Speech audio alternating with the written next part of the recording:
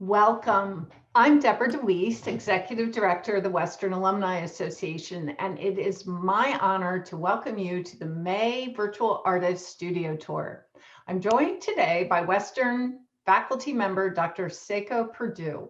Seiko is a professor of fiber fabrics in the art department and art history department at Western Washington University.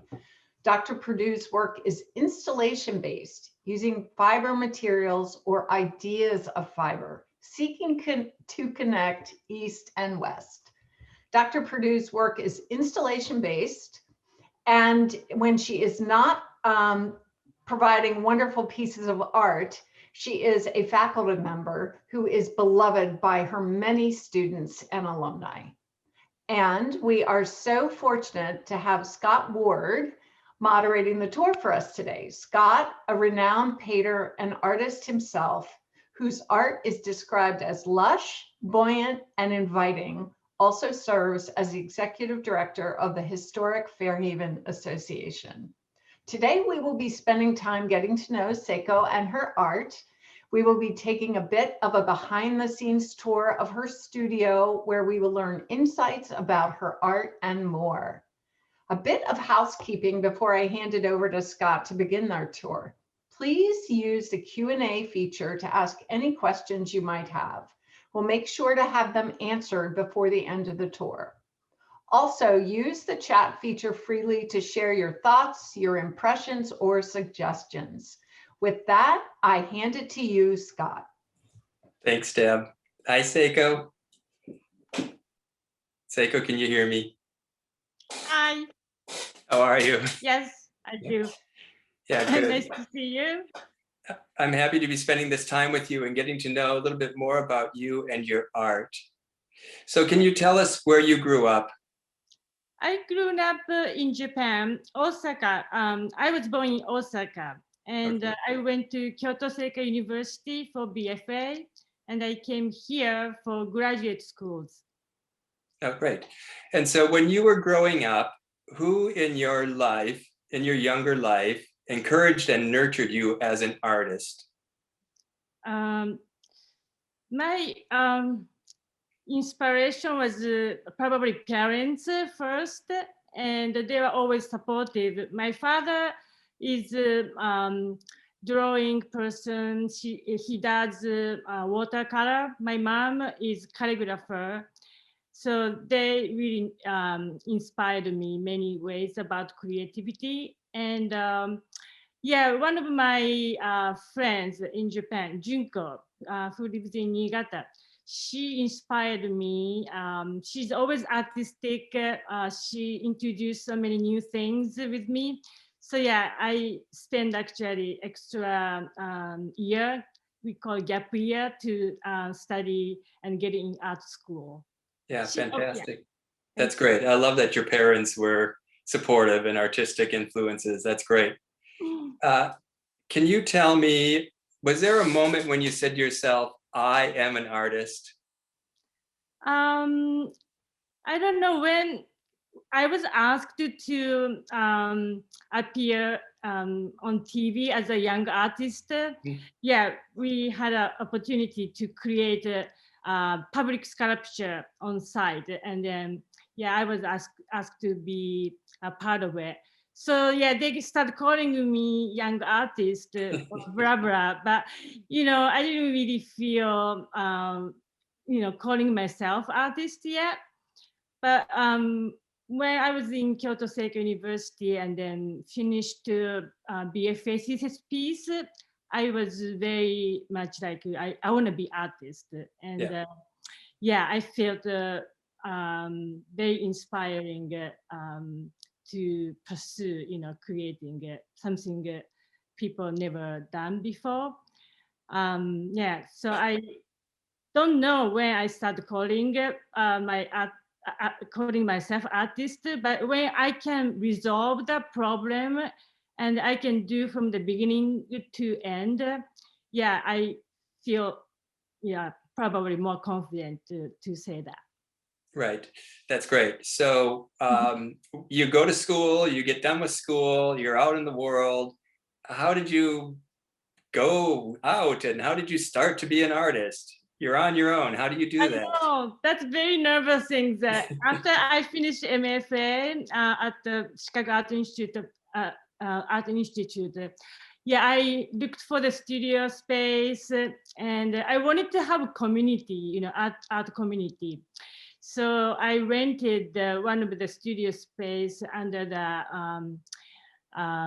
busy area. Yeah, the store, yeah, Gap was above, and yeah, underneath was all renting studio space. So I was renting and started making art there. And yeah, we still have artist communication with the other people.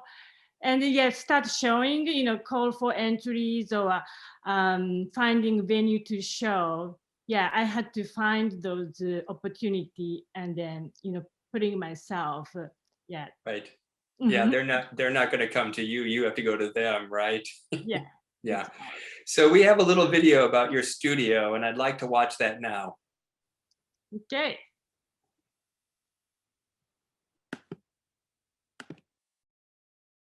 This is my studio. Here it is. I have lots of samples I display, paper cast piece, and new installation for Kyoto Gallery. I have a show this fall to winter, and I have more cast clothings, lots of boxes. I have a sample of new work and yeah, Kumihimo wishes. I've been collecting by introducing Japanese rope making craft. Yeah, I will talk about this public participation piece later. I've been doing natural dyeing, and indigo dye bus is um, staying in this pot for a while.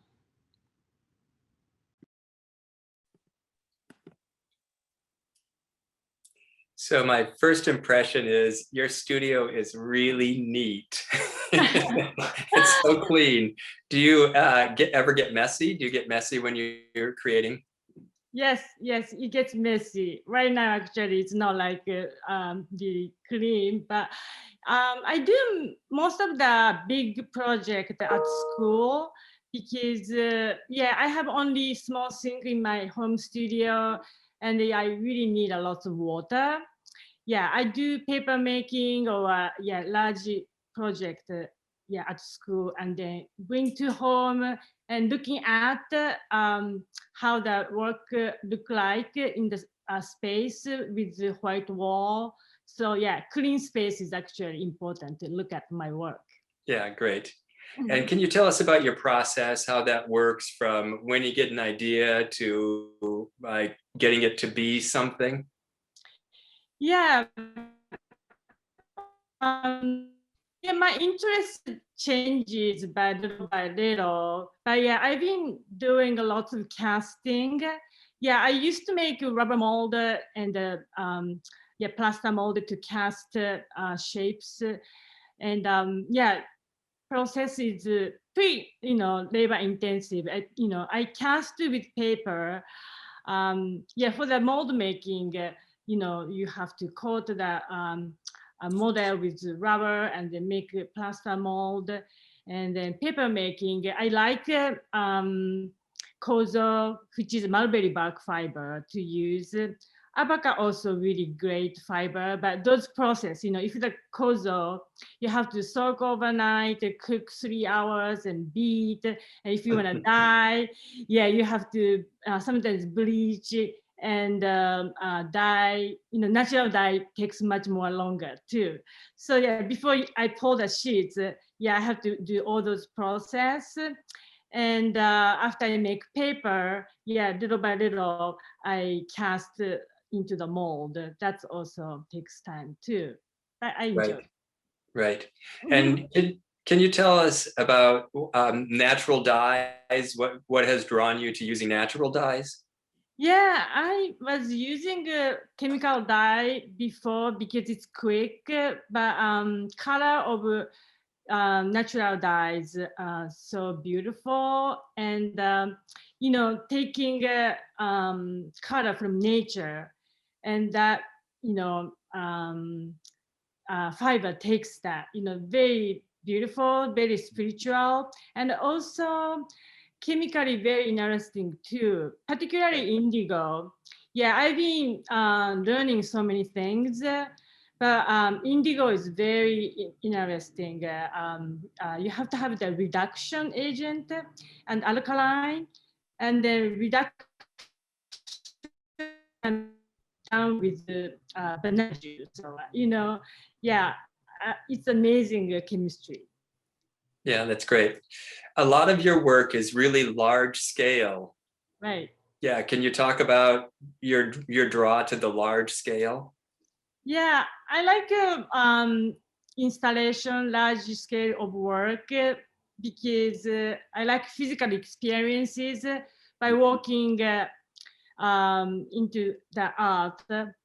So yeah, as an audience, I like the experience. So I decided to make for my art as well. Yeah, so something about working at site, that's also very inspiring, like a big challenge, to transform the space into very different space, through my work. So it's very exciting. Yeah, that's great. But you've also done some smaller scale things. And so we have a video about your toy series, which I'd like to watch now. Okay.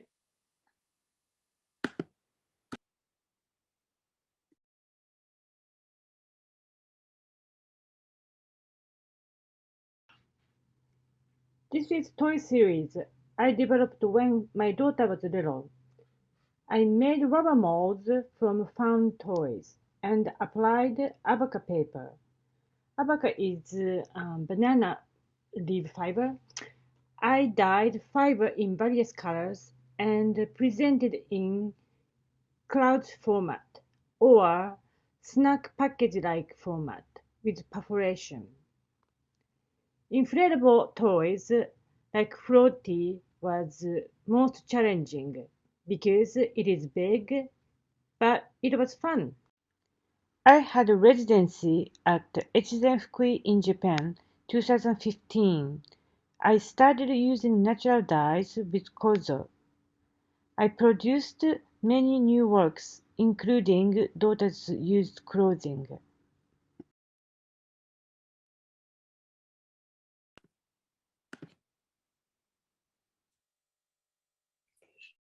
So what compelled you to cast your daughter's toys and clothes? You're on mute. You're on mute, Seiko. So when my daughter was little, she's 15 now, but yeah, I had a chance to go to toy stores, consignment stores, and I discovered so many interesting toys, and even dollar store, the plastic doll has so cool designs, and I wanted to use for my art. Yeah, the way I started was, like casting, and I made a mold, and replacing into the handmade paper. So yeah, that was for toy and the clothing. Between Japan and the US, there's so many different designs happening too. Even many things are made in China. Yeah, I discovered some little protections of the berry, Japanese children's pajama hats, or diaper to little things. I was very fascinated over those different designs. So I wanted to cast. Yeah, I find it very fascinating. I'm really drawn to the toys and the clothes. I think that's great. The floaties, those are big. Those are life-size floaties that you cast. Right. Yeah. Yeah, it's a big one. Yeah, but Yeah. represents like candies or like a snack kind of way. Yeah. Big snacks, yeah. And so the perforations, I'm fascinated by the perforation that you've put there. Can you talk about that a little bit? Yes, yes, since I was trying to exaggerate, the snack or things to share.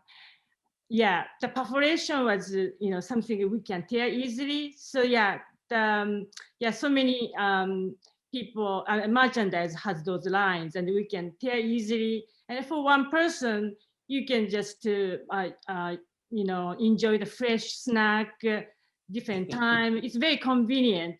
But yeah, my idea was, something to share easily and kind of equal amount. But yeah, consumerism and also expressing that, handmade, craft quality as well.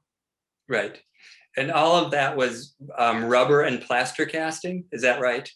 Yeah, but floaty, I cast directly. I actually cut out a big 4 feet by 8 feet styrofoam, and then I embedded floaty, and then I cast the surface. So when I take the cast off from the mold, I was inflating. Yeah, so it's compact.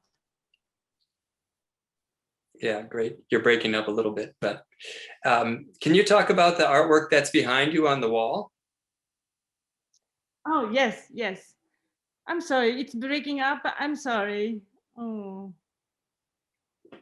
You're okay. okay. Yeah, this piece I tied. I tied each fabric first, and then I placed the paper. I actually I made a paper over the fabric. It's called soft cast because paper making, we use modern decor, like screens. And when I do the paper casting, I place the wet paper over the mold, but I'm directly casting the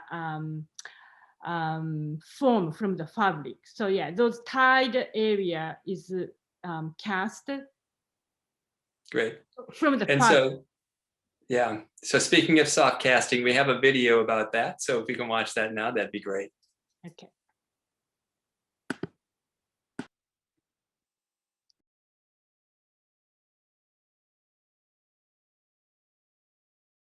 Recently, I have been exploring new methods of casting.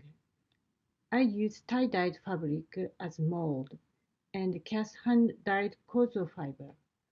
Kozo is mulberry bark fiber, and it creates strong paper because of long fiber. I only use natural dyes for my art making lately. This yellow is turmeric, orange one is fastic. I own old craft skills and the labor that goes into them. This is the installation piece I made at the last faculty exhibition.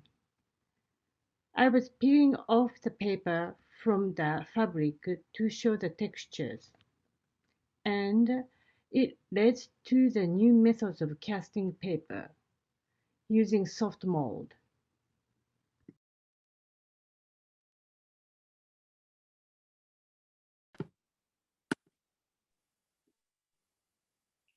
So what is it about the soft casting that attracts you?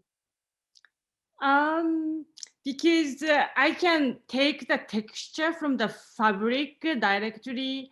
Yeah, I enjoy that part, peeling off, half peeling off.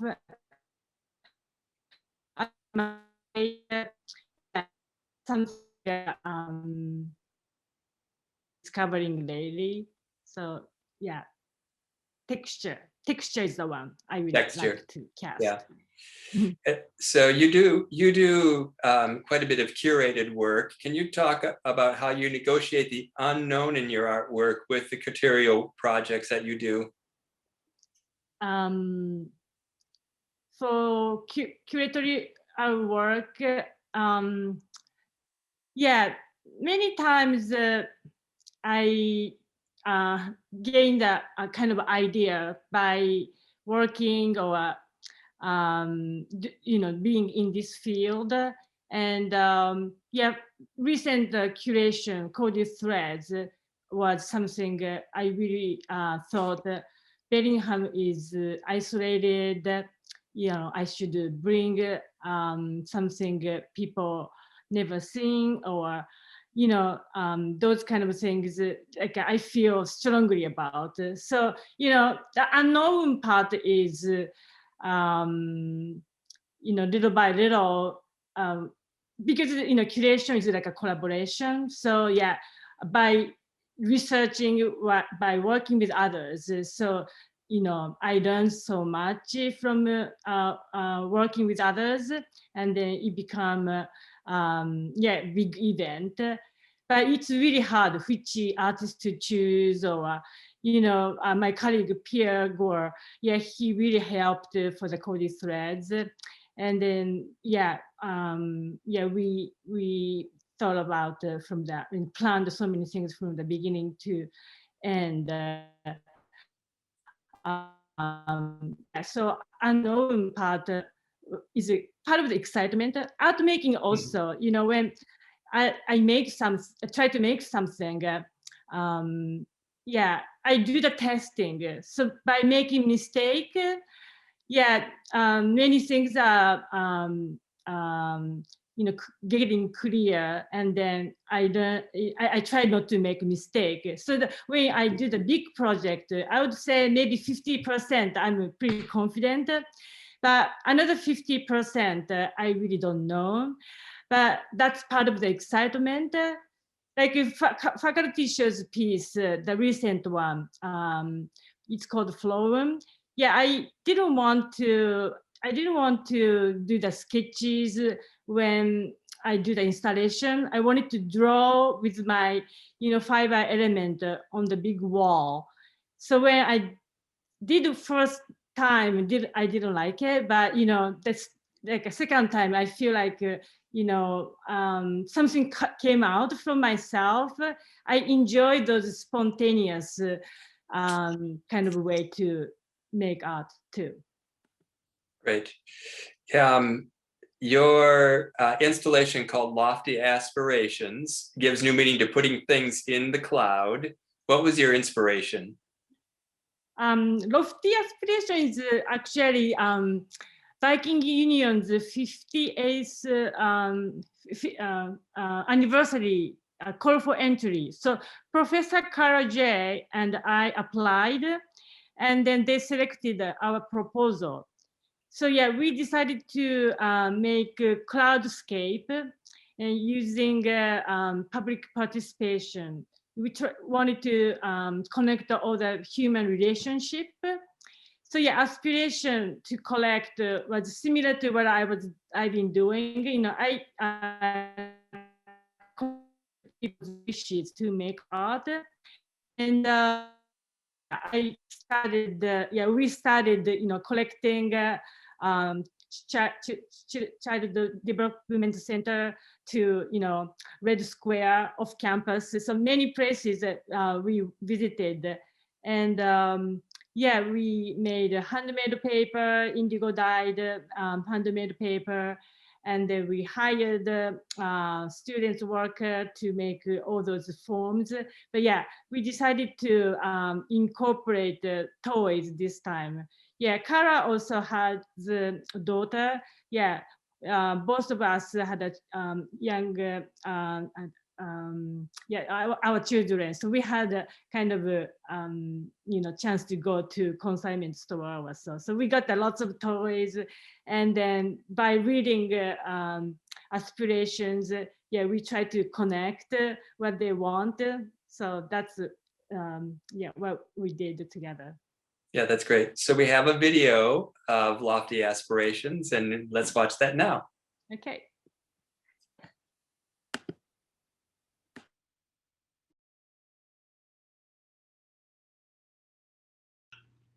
Dufty Aspiration is a community-based artwork that examines ideas of personal goals and aspirations within a cloudscape formation.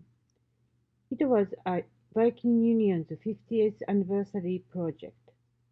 Professor Carol J. and I worked together. We got some help from students. We visited various sites, including Child Development Center on campus. I dyed pulp with indigo, and we made various shades of blue paper.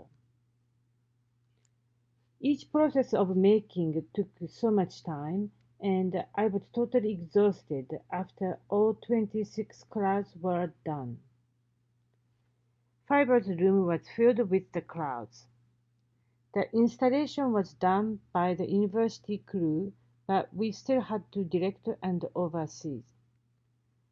After 11 years, I'm anxious to know how the old people who participated in this project are doing now.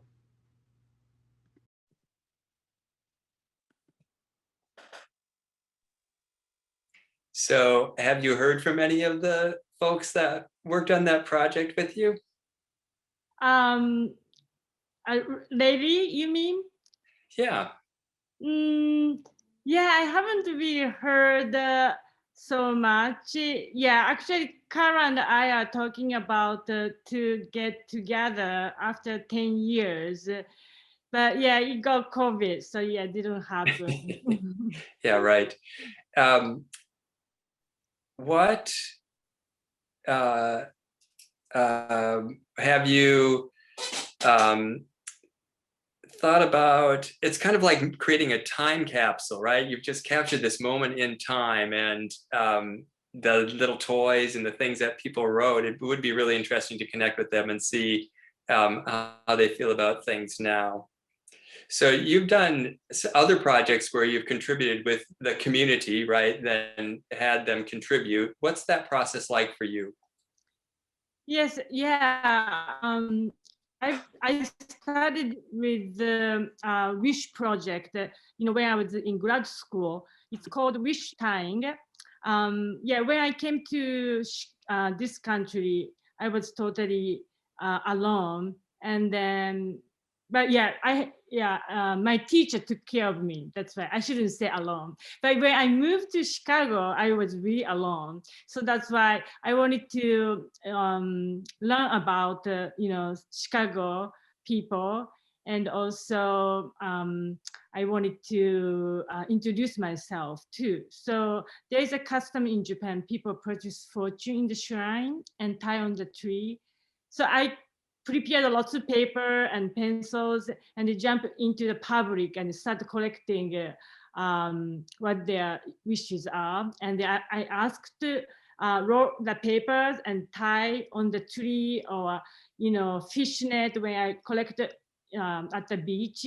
So yeah, I made lots of artwork using people's wishes. So those are kind of way I developed work. And yeah, sometimes like towards global warming, there was an exhibition at the Waka Museum,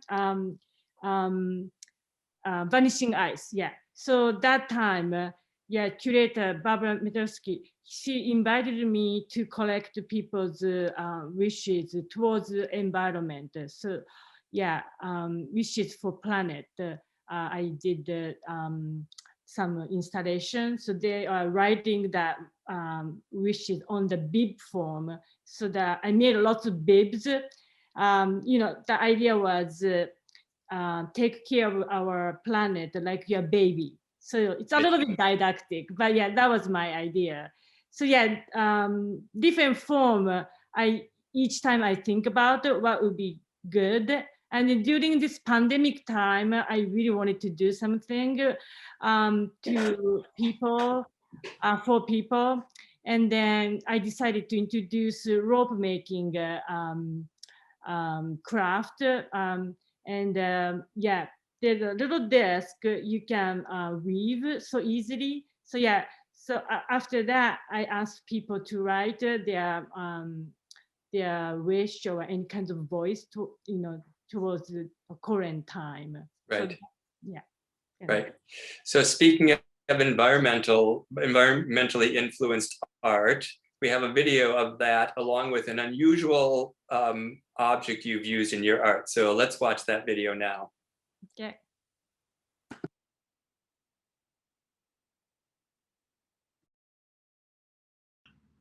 Since I came to US, I have been using bullets that I found in my teacher's home studio. I have been casting shape of bullets for a long time by denying the original purpose and repurposing them. Berry Grove is the example. I use a shape of bullets as blueberries. Because I like casting forms and textures, polyester is something I enjoy using it. But I'm concerned about environment. Iceberg piece called Hyoga was about global warming. I was still using polyester and packing peanuts, but also I use natural materials like avocado fibers and salt.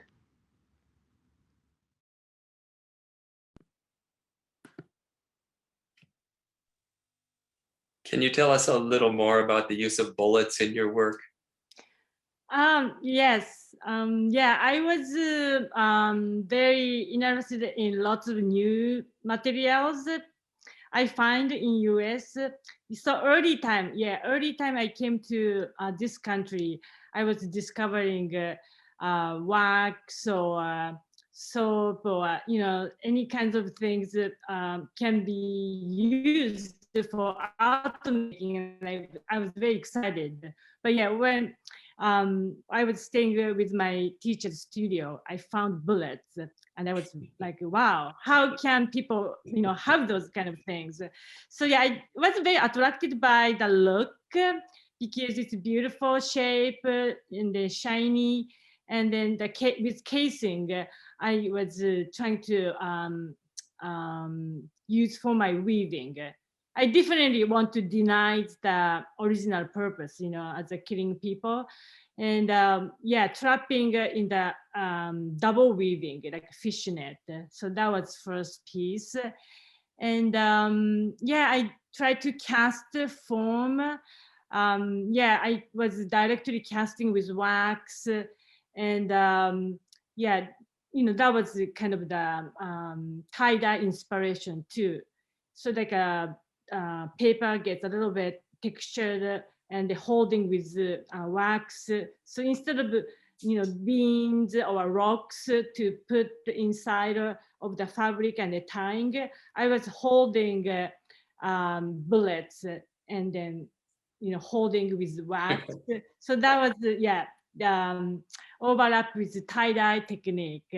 And then textile technique, like all those processes takes time, labor is always in my mind. So yeah, by repetitive work, tying was is overlapping with berries in the Berry Grove piece. So the big red installation, it's called Berry Grove. And yeah, picking blueberry, it was something I learned in Northwest. So I'm connecting kind of Japan and here, and particularly that piece I'm connecting with the Northwest. Yeah. And yeah, the bullet shape is that blueberry. So we have a couple of questions from our attendees. First, how do you break down the kozo without a beater? Without beater? Yeah. Oh, you can do by hand. Yeah, if you have a meat tender or a mallet, the meat tender, it's better to have the old-fashioned one, wooden one. Okay. And if you have millet without those rough textured, it takes a little more time. But if you have those bumpy rough textured one, you can beat by hand. Right. That's something old days people were doing. By singing, people do it. That's great. What year was Lofty Aspirations made? Dufty Aspiration was made 11 years ago. Okay, so 2010. Yeah. So the last year was 10 years anniversary, and I wanted to meet all those people if they're around. Yeah. And do you have a favorite piece that you have made during the pandemic? I was busy with online teaching and then, Kumihimo project. So pandemic time, I was working on, lots of things more for other people. But I studied for the new installation I'm going to show in fall. Kyoto. I have a solo show. So I have a new piece. Great. So you've talked a little bit about the Kumihimo project. So we have a video on that. Let's watch that. Okay.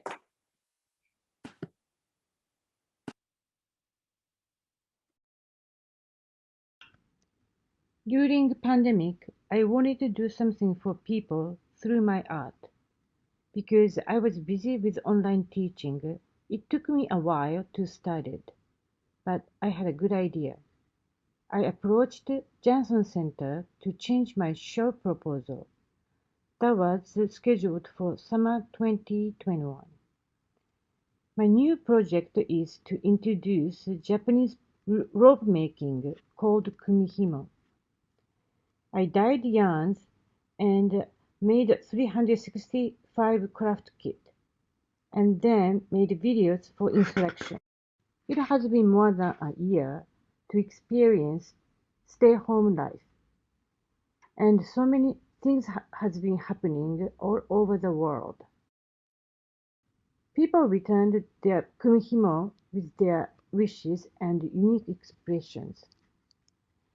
These are totally amazing. I'm going to hang all people's kumihimo works, honoring their voices, wishing the end of the pandemic.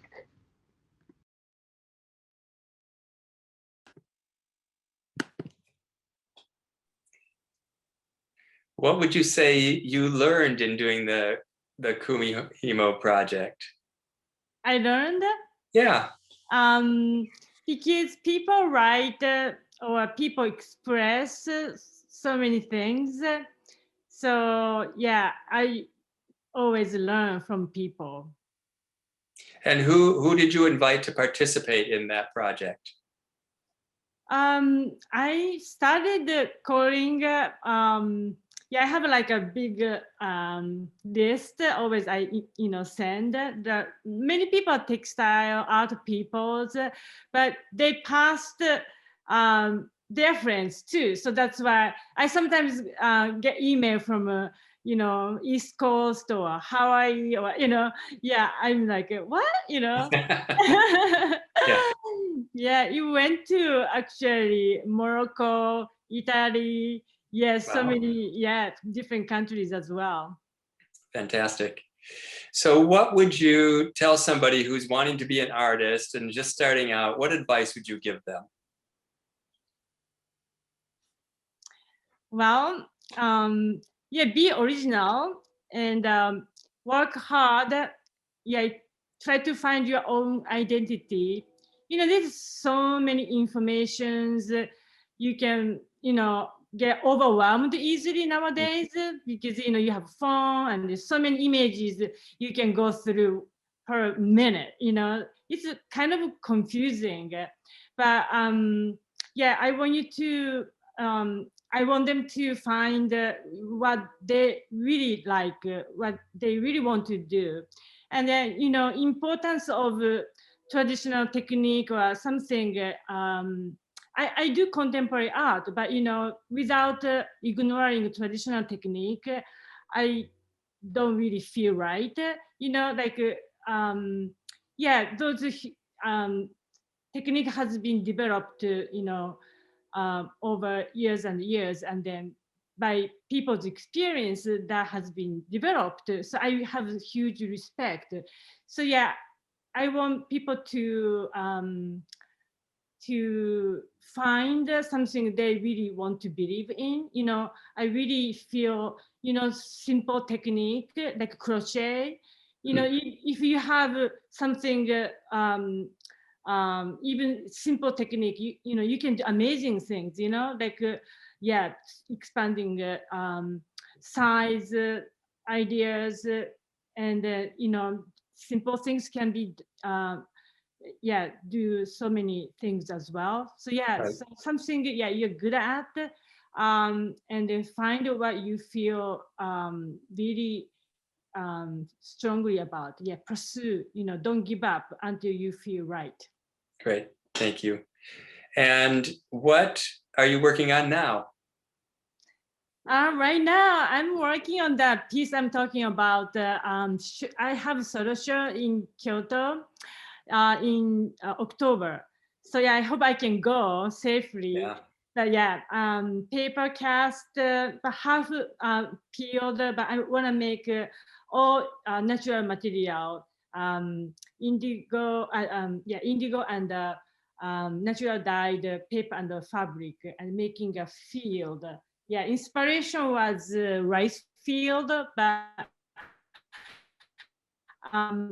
because I'm using green and yellow, look like a corn.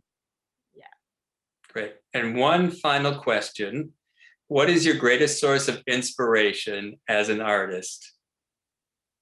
Greatest inspiration as an artist? Maybe, meeting Crystal in person when I was young. That was a pretty big impact on me. He died. I was very sad when he died. But when I met him, I knew his work, but something about he came to give a talk at the Kyoto Seika University. Talking about the umbrella project. Doing blue umbrella in Japan, yellow one in California. And it's just a dynamic idea, doing such kind of project that was a very big impact. Understandably, fantastic. Seeing lots of art in person. Magdalena Vacanovic, Anne Hamilton's old horsehair installations. I was wondering why person is burning the text.